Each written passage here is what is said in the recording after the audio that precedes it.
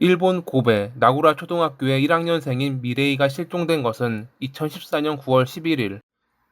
그녀는 6개월 전 어머니의 재혼으로 이붓아버지, 남동생까지 작은 아파트에 살았는데 아직은 어색한 사이라 그런지 학교를 마치고도 방황하다 늦은 저녁이 되어서야 귀가하곤 했습니다. 가끔은 그리 멀지 않은 곳에 있는 외할머니의 집에서 머무르기도 했지만 그래도 친구들과 노는 것을 좋아했던 아이. 실종 당일에도 그녀는 학교를 마친 뒤 친구들과 놀았는데 오후 2시가 좀 지나자 다들 집으로 돌아가 버리는 바람에 홀로 거리를 배회했습니다. 그런 그녀의 모습을 동네 주민 몇몇이 보았다고 합니다. 그리고 이날 그녀는 사라져 버렸습니다.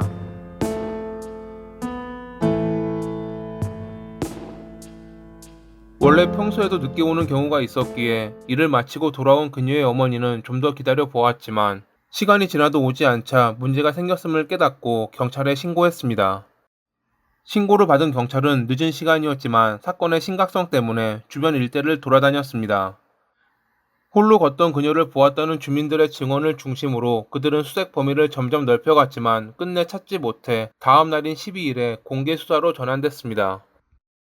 많은 인력이 동원됐지만 그녀의 모습은 쉽사리 발견되지 않았습니다. 하필 마지막 모습은 마을 주변에 설치된 보안 카메라에 잡히지 않았기에 동선을 파악하기 힘들어 애를 먹고 있었죠. 그녀가 실종되고 12일이 지난 9월 23일, 이날 동네 잠목림 주변을 지나던 경찰 2명은 이상한 냄새를 맡았습니다. 무언가 썩는 듯한 냄새에 숲을 안을 살펴본 그들은 큰 비닐봉지를 발견했습니다. 평소 같으면 누가 쓰레기를 버리고 갔다고 생각했겠지만 혹시나 하는 마음에 안을 살펴보았고 사망해 있는 미레이를 발견할 수 있었습니다. 이곳은 주택가의 좁은 골목 계단을 다 올라가야 보이는 인적이 드문 장소로 이전에는 민가가 있었지만 지진으로 붕괴한 뒤 그대로 방치된 곳이었다고 합니다. 이곳 역시 주변에 보안 카메라가 없어 범인이 누구인지는 확인하기 어려워 보였습니다. 그런데 경찰은 비닐봉지 안에서 담배꽁초 같은 생활 쓰레기와 더불어 키미노 야스히로라는 이름이 적힌 진찰 기록을 발견합니다. 그는 동네에서 유명한 골칫덩어리로 사람들도 가까이 하길 꺼리는 인물이었죠. 처음에 그는 모든 것을 부인했지만 담배꽁초에서 그의 DNA가 나오자 결국 범행을 자백했습니다. 그림의 모델이 되어달라 라고 말을 걸어 자신의 아파트로 유인해 살해했다고 말이죠.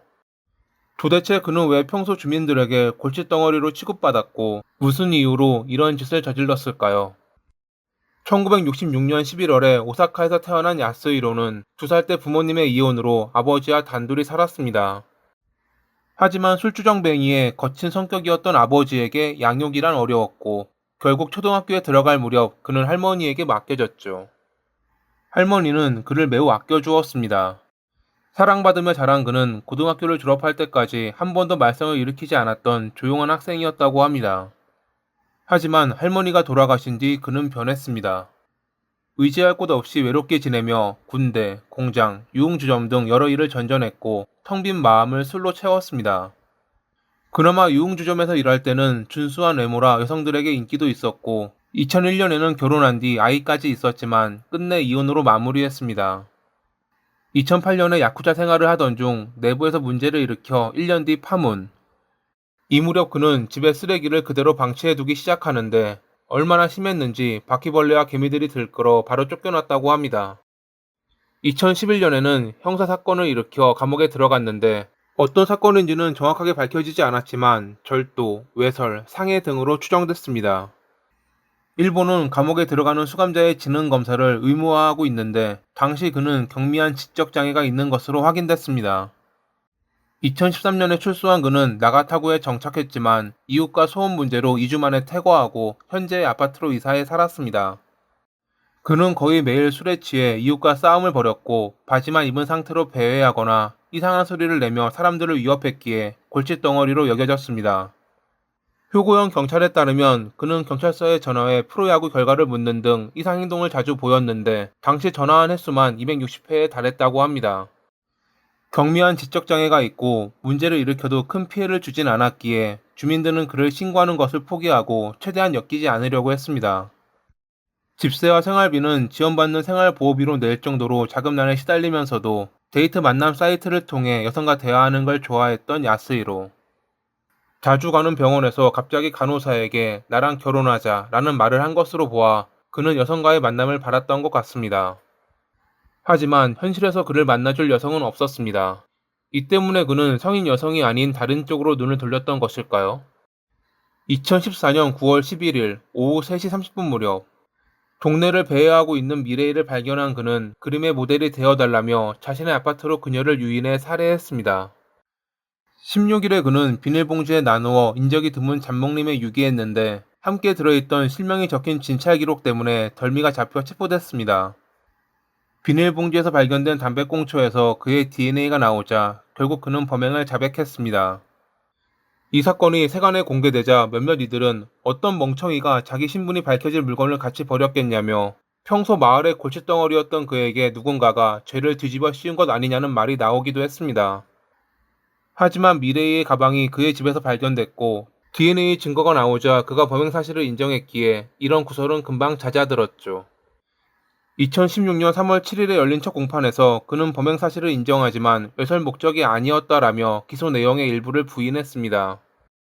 친구나 이야기 상대가 되었으면 해서 우연히 발견한 피해자에게 말을 건넸고 뜻하지 않게 자택으로 따라왔기에 충동적으로 범행을 저질렀다는 그에게 검찰 측은 범행 당일 그가 피해자의 뒤를 따라다니는 모습이 찍힌 보안 카메라 영상 몇 개를 보여주며 계획적 범행이었다고 반박했습니다. 하지만 그는 끝까지 외설 목적이 아니었음을 주장하며 사건 당일 술에 취한 상태라 당시 상황이 정확하게 기억나지 않는다고 주장했는데 피해자의 어머니가 왜 딸의 생명을 빼앗았냐고 묻자 고개를 숙이며 작은 목소리로 욕망을 채우기 위해 라고 답했다고 합니다. 유가족 측은 양형 의견에서 생명으로 보상해 주었으면 한다. 그를 사형시켜 주세요. 라며 울면서 호소했습니다.